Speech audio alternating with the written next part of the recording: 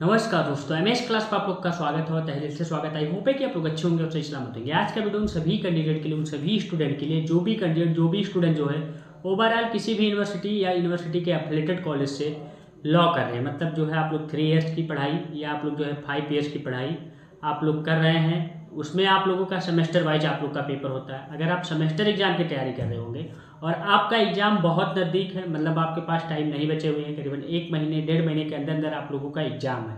आप लोग का एग्जामिनेशन फॉर्म आ गया है, आप लोग एग्जामिनेशन फॉर्म कर रहे हैं, फिल कर रहे हैं अच्छे तरीके से, बढ़िया तरीके से, और आपका एग्जाम बहुत नज़दीक है, जैसे लखनऊ यूनिवर्सिटी हुआ या उसका एफिलिएटेड कॉलेज से अगर पढ़ रहे हैं तो आप लोग के एग्जामिनेशन फॉर्म आ गए हैं। आप लोग फिलअप भी कर रहे होंगे, भर भी रहे होंगे, चाहे वो सेकंड सेमेस्टर का हो या आप लोग का जो है 4 सेमेस्टर का हो या आप लोग का जो है 6 का हो या 8 का या 10 का सेमेस्टर का हो।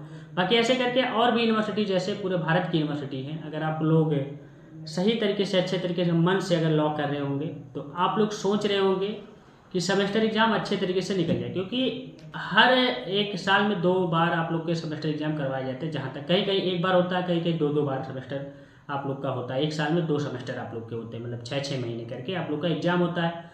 और बाकी टाइम आप लोग ना पढ़ पाए या कोई कारणवश जो है आपको ना कुछ चीज़ें समझ में आई या किस तरीके से तैयारी करनी चाहिए जो आप लोगों को इम्पॉर्टेंट लगे, वो चीज़ मैं आप लोगों को बताने वाला हूँ। बहुत ही अच्छे तरीके से, बढ़िया तरीके से आपको एक्सप्लेन करने वाला हूँ। और ये वीडियो करीबन जो आपका 20 से 30 मिनट हो सकता है, टाइम देना पड़ेगा, लेकिन हाँ, एक एक पॉइंट आप लोगों को समझा दूंगा। एक बार अगर वीडियो देख लिए फिर दोबारा आप कहीं जाने की कोई ज़रूरत नहीं है। आप मेरे अकॉर्डिंग आप लोग चलेंगे तो मैं गारंटी के साथ कहता हूँ, आज 3 सालों से ये काम कर रहा हूँ और गारंटी के साथ कह सकता हूँ लाखों लोगों को मैंने जो है लॉ स्टूडेंट, मतलब एज अ लॉ स्टूडेंट के रूप में पढ़ाया उन लोगों को। और सीधा सीधा अब तो प्रेजेंट टाइम में मैं कंप्लीट भी कर चुका हूँ। बाकी जब मैं लॉ स्टूडेंट था उसी के साथ में पढ़ा रहा था। मेरे एक बैच निकला, फिर इसके बाद एक बैच निकला, 3 बैच निकल करके एडवोकेट बन चुके, कई लोग एलएलएम भी कर लिए। तो ये सब तरीका है। बाकी एलएलएम वालों को भी मैं बताता हूँ, पढ़ाता हूँ, चीज़ें समझाता हूँ, वो चीज़ आप लोग को पता होना चाहिए। तो आप लोगों को कहीं ना कहीं ये वीडियो बहुत इंपॉर्टेंट लगेगा, बहुत हेल्पफुल होगा, बहुत ही हेल्पफुल होगा। ठीक, टाइम नहीं है आपके पास, समय नहीं है आपके पास, तो कुछ पॉइंटें मैं बताऊंगा, वैसे करना। और आपको उसके बारे में भी बताऊंगा, आपको उसका कंटेंट कैसे किस टाइप से मिल सकता है, कहाँ से मिल सकता है, वो भी लास्ट तक आप लोगों को देखना होगा वीडियो। ठीक, चलिए स्टार्ट करते हैं। स्टार्ट करने से पहले अगर चैनल पर नए हो तो आप जुड़िए मुझसे, सब्सक्राइब करिए। नहीं अच्छा लगेगा कोई बात नहीं, फिर अनसब्सक्राइब कर दीजिएगा। वीडियो लाइक करिए, कमेंट करिए, कोई दिक्कत कोई प्रॉब्लम हो पूछिए आप लोग, या आप लोग डायरेक्ट मुझसे कॉल करके मैसेज करके पूछ सकते हैं 7985535991 पर। व्हाट्सएप ग्रुप है, नीचे डिस्क्रिप्शन बॉक्स पर लिंक दिया हूँ, सारे सोशल मीडिया का, वहाँ जाकर के ज्वाइन हूँ। आप लोग का अलग अलग सेमेस्टर वाइज पढ़ा हुआ। ठीक, तो सबसे पहला पॉइंट आप लोग का क्या है कि कोई एग्जाम हो या किसी एग्जाम की हम तैयारी कर रहे हो तो आप सबसे पहला पॉइंट होता है कि आप सिलेबस को देखते हैं। सिलेबस, जैसे आप कोई काम कर रहे हैं या कुछ भी कर रहे हैं तो पहले स्टार्टिंग की पॉइंट होता है कि जैसे आपको खाना बनाना हो बाय द वे, तो पहले क्या होता माइंड में ये था कि मतलब क्या क्या बनेगा और उसका मटेरियल कैसे इकट्ठा करें, ये सब सारी चीज़ें। तो पहले आप लोगों को सिलेबस देखना पड़ेगा इसमें। अगर आप जो है 3 ईयर्स के जो है सेमेस्टर एग्जाम की तैयारी कर रहे हो या 5 ईयर्स की, तो सिलेबस में आप लोगों को सबसे पहले, आप लोग का पहला पॉइंट है, सबसे पहले सब्जेक्ट को पूरी तरीके से पूरा सिलेबस आपको पढ़ना है कि आपको कौन से सब्जेक्ट है और कौन से सिलेबस में आप लोग का जो है कौन सा सब्जेक्ट है और कैसे किस टाइप से आपको पढ़ना है। और इसमें आप लोगों को क्या करना होगा, सिलेबस में इंपॉर्टेंट टॉपिक को आपको ढूंढना होगा। इंपॉर्टेंट, जो मोस्ट इंपॉर्टेंट टॉपिक है उसको ढूंढना होगा, ना कि पूरे सिलेबस, क्योंकि टाइम नहीं बचे हुए, 1 से 1.5 महीने आपके एग्जाम है। सब कुछ जो है कवर करना, सब कुछ पढ़ना आपके बस में नहीं है, टाइम बिल्कुल नहीं है। अगर नहीं है तो, अगर है टाइम ठीक है, तब भी जो आप लोग का टाइम बीत जाता पता नहीं चलता। और आपको इसके बाद क्या करना होगा, इसके बाद आप लोग को बेयर एक्ट, जो बेस आप लोगों के जो क्वेश्चंस होते हैं, जैसे आप लोग का बीएनएस हुआ, बीएसए हुआ, आप लोग का बीएनएसएस हुआ, आईपीसी, सीआरपीसी, सीपीसी, एविडेंस हुआ, आप लोग का कॉन्टैक्ट लॉ हुआ, इन सभी बेसिस जो आप लोगों के जो इंपॉर्टेंट क्वेश्चंस आप लोगों के जो है सेक्शन बेसिस पूछ लिया जाता है। तो उस सेक्शन को आपको सही तरीके से, अच्छे तरीके से इंपॉर्टेंट करना होगा और आपको रीड करना होगा, उसमें केस लॉ करना होगा, उसमें और भी चीज़ें करना होगा, अभी मैं आप लोग को बता रहा हूँ। अब दूसरा पॉइंट क्या है, बेयर एक्ट। आप लोग को बेयर एक्ट आपकी सबसे बड़ी ताकत है, सबसे बड़ी आप लोगों के लॉ के फील्ड में है बेयर एक्ट। आप इस समय बुक नहीं पढ़ पाएंगे, इतना मोटा बुक नहीं पढ़ पाएंगे, कुछ नहीं समझ पाएंगे, अभी तक नहीं पढ़े तो अब क्या पढ़ पाएंगे। लॉ कर लेते हैं, बीत जाता है, कभी बुक उठाते नहीं लोग, सिर्फ जो है वही उसी के भरोसे बैठे रहते हैं। इतना इतना मोटा मोटा बुक आप लोग कैसे पढ़ पाएंगे बताइए। अब इस समय टाइम नहीं है आपके पास, आपको बेयर एक्ट लेने पड़ेंगे, अगर है नहीं तो ले लीजिए। बेयर एक्ट आप लोग का इंपॉर्टेंट रहेगा, उसके जैसे इंपॉर्टेंट सेक्शन डायरेक्ट सेक्शन से क्वेश्चन पूछे जाते हैं कि ये सेक्शन है ऐसे ऐसे इस टाइप के, तो उसमें आप लोग जो है अगर सही तरीके से पढ़ लेंगे तो 4 पेज में 5 पेज में क्वेश्चन कर सकते हैं, अगर आप लोग का डिस्क्रिप्टिव में पेपर हो रहा है तो। कई कई यूनिवर्सिटी का नहीं होता, कई कई यूनिवर्सिटी का होता है, ज़्यादातर यूनिवर्सिटी का होता ही है 95%, 5% नहीं कह सकते हैं।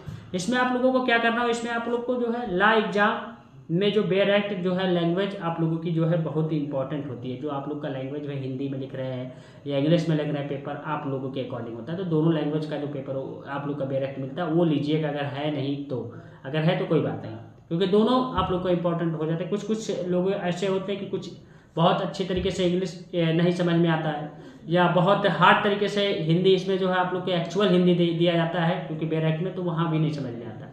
तो कहीं आपको इंग्लिश या कभी इंग्लिश हिंदी दोनों कम्युनिकेशन करके पढ़ेंगे तो आपको समझ में आ जाएगा। इसमें आप लोग को जो सेक्शंस होते हैं इंपॉर्टेंट के, उसके की पॉइंट आप लोगों को ध्यान में रखना होगा कि क्या चीज़ कह रहा है इस सेक्शंस में, और ये सेक्शन में कौन से पॉइंट इंपॉर्टेंट है, क्योंकि काफ़ी बड़ा रहेगा भाई, और इसमें इंपॉर्टेंट पॉइंट आप लोग को इंपॉर्टेंट वर्ड्स आपको ढूंढने पड़ेंगे। ठीक, इसके बाद आप लोग को जो है एग्जाम्पल के तौर पर आपके जैसे डेफिनेशन हुआ, आप लोग का इंस्ट्रक्शन हुआ, आप लोग का जो है, या आप लोगों का जो है डायरेक्ट आप लोगों का जो है आंसर पूरी तरीके से हो, ये आपका एग्जाम्पल हुआ, इस टाइप से लोग आप लोग का जो है बेयर एक्ट में मिल जाते हैं। ठीक, फिर इसके बाद आप लोगों को तीसरा पॉइंट क्या है, आपको प्रीवियस ईयर क्वेश्चंस आप लोगों को लेना होगा। प्रीवियस ईयर क्वेश्चंस नहीं है कोई बात नहीं, मुझे करिएगा मैसेज, मुझे बताइएगा, मैं इस टाइप से बता दूंगा, इस टाइप से पूछा जाएगा। बाकी उसके नोट्स, इसके इंपॉर्टेंट जो है क्वेश्चन, ये सब सारी चीज़ें मेरे पास से मिल जाएंगे, किसी भी यूनिवर्सिटी का हो, हर बार देता हूँ, इस बार भी देता हूँ, दूंगा, और उसके नोट्स भी मिल जाएंगे, उसके इंपॉर्टेंट क्वेश्चंस और कैसे किस टाइप से आपको लिखना है, पढ़ना, ये सब सारी चीज़ें। ठीक, इसमें आप लोगों को क्या करना होगा, लास्ट आप लोग के जो है 2 साल 3 साल के जो पेपर है उसी के अकॉर्डिंग आप लोग ले लीजिए, कर लीजिएगा। उसमें आप लोग को शॉर्ट नोट, लॉन्ग जो है आंसर, ये सब सारी चीज़ें आपको पढ़ने होंगे, कैसे आ रहा है क्वेश्चन, कैसे नहीं आ रहा है। ठीक, एक बार देखना होगा, ज़्यादा कुछ इसमें नहीं बताऊँगा, ज़्यादा कुछ बताऊँगा नेक्स्ट वीडियो में, क्योंकि काफ़ी बड़ा वीडियो हो जाएगा। इसके बाद आप लोगों को बता दूँ जो है चौथा पॉइंट है, नोट आप लोग को बनाना होगा। आपको पढ़ते समय या लिखते समय, कुछ भी करते समय आपको नोट्स आप लोग को एक रफ ले लीजिए, या आपके पास जो भी वाइट पेज है, आप प्लेन साइज लीगल पेज है, 4 साइज जो भी पेपर है आपके पास ले लीजिए। उसमें क्या करिए, जो पढ़िए, जो चीज़ें करिए, उसके शॉर्ट नोट आप लोग जो है बनाइए, क्योंकि रिवीजन में आपका काम आएगा। 2 दिन 4 दिन एग्जाम बचेगा तो फिर टाइम नहीं मिल पाएगा, तो फिर वही नोट्स आप लोग रिवीजन करिएगा। बाकी फालतू का किसी इधर से उधर का कुछ मत पढ़िएगा, मौका नहीं रहेगा, टाइम नहीं रहेगा, जो चीज़ पढ़े रहेंगे वो भी भूल जाएगा। ठीक, तो रिवीजन में काम आएगा, टाइम में आप लोगों को जो है काम आएगा, बहुत ही इंपॉर्टेंट है। इसमें आप लोग को जैसे डेफिनेशन की हुई, डेफिनेशन की इंपॉर्टेंट चीज़ें लिख लीजिए। पूरे आपका क्या होता है कि प्रोविजन हुआ, जो इंपॉर्टेंट के सेक्शंस होते हैं, उसमें केस लॉ होते हैं, उसमें कंक्लूजन, ये सब सारी चीज़ें आप लोगों को एक सही तरीके से नॉर्मल तरीके से आप लोग बना लीजिएगा। अगर नहीं हो पाएगा तो नहीं हो पाएगा तो कोई बात ही नहीं, अपने हिसाब से देखिएगा। इसमें आप लोग को जो क्या करना होगा, नेक्स्ट पॉइंट है इंपॉर्टेंट केस लॉ होता है। जो इंपॉर्टेंट केस लॉ करीबन जो है एक क्वेश्चंस का 1-2 या एक सब्जेक्ट का आप लोग जो है करीबन 4 से 5-6 केस लॉ जो है आप लोग याद कर लें, और सही तरीके से याद कर लें। ऐसा नहीं याद कर लें नाम पता हो कुछ नहीं, और इसका अंदर का कुछ फैक्ट ही नहीं पता हो, कुछ थोड़ा पता होना चाहिए। अगर थोड़ा बहुत नहीं पता तो नाम पता होना चाहिए, क्योंकि आप वहाँ उस टाइम आप लोग थोड़ा अपने हिसाब से दिमाग से सोच के या चीज़ें करके जो है लिख सकते हैं, अगर हेडिंग आप लोग की सही है।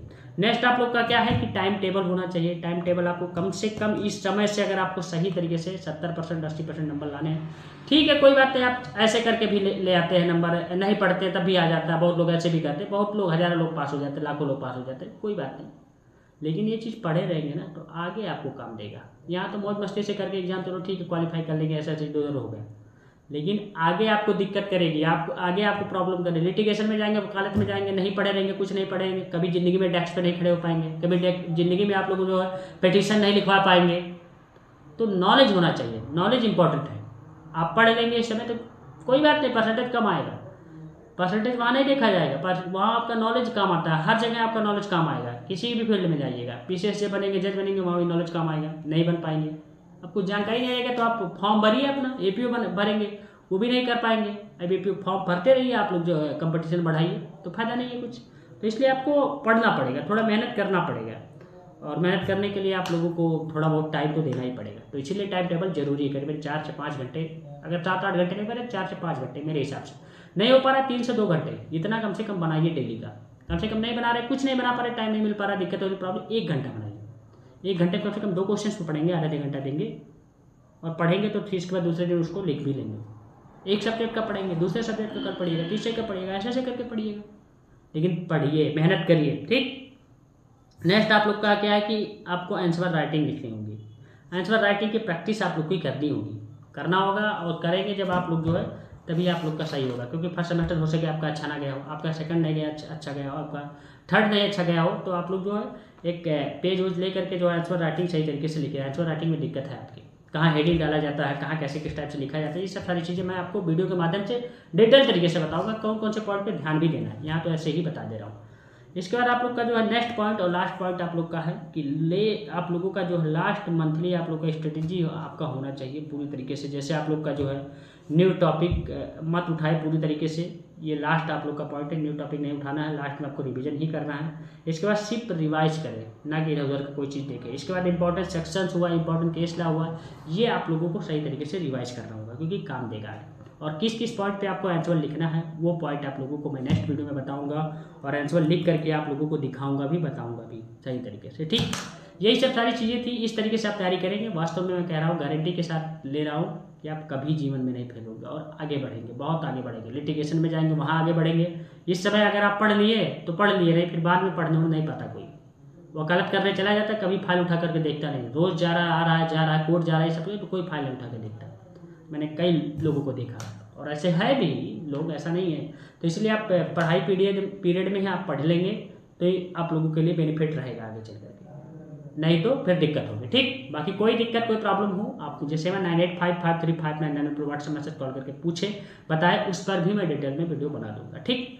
Thank you, tata take care, बाबा बेस्ट ऑफ लक। हम लोग मिलेंगे नेक्स्ट वीडियो में नेक्स्ट पार्ट के साथ। जो मैंने 8 पॉइंट बताया है उसको नोट डाउन कर लीजिए, उस पर आप अमल करिए, उस पर मेहनत करिए। मैं चाहता हूँ कि आप लोग पढ़ें, मेहनत करें, हेल्प आप लोग जो अपने कैरियर को बनाएं। अगर बना है कोई बात नहीं, आप बड़े घर के लोग हैं ऐसे ऐसे इस टाइप के तो कोई बात नहीं, लेकिन अगर आप खुद का पहचान बनाना चाहते हैं, पापा और मम्मी पापा की पहचान पे मत रुकिए, तो आप अपने आप को इस्टेब्लिश करिए, मेहनत करिए, थोड़ा वर्क आप लोग करिए, टाइम दीजिए अपने आप को समय दीजिए, तभी आप आगे बढ़ सकते हैं। ये आप लोग का जो है नेचुरल है, ऐसा मैं बता नहीं रहा हूँ, ऐसा है, ठीक। Thank you.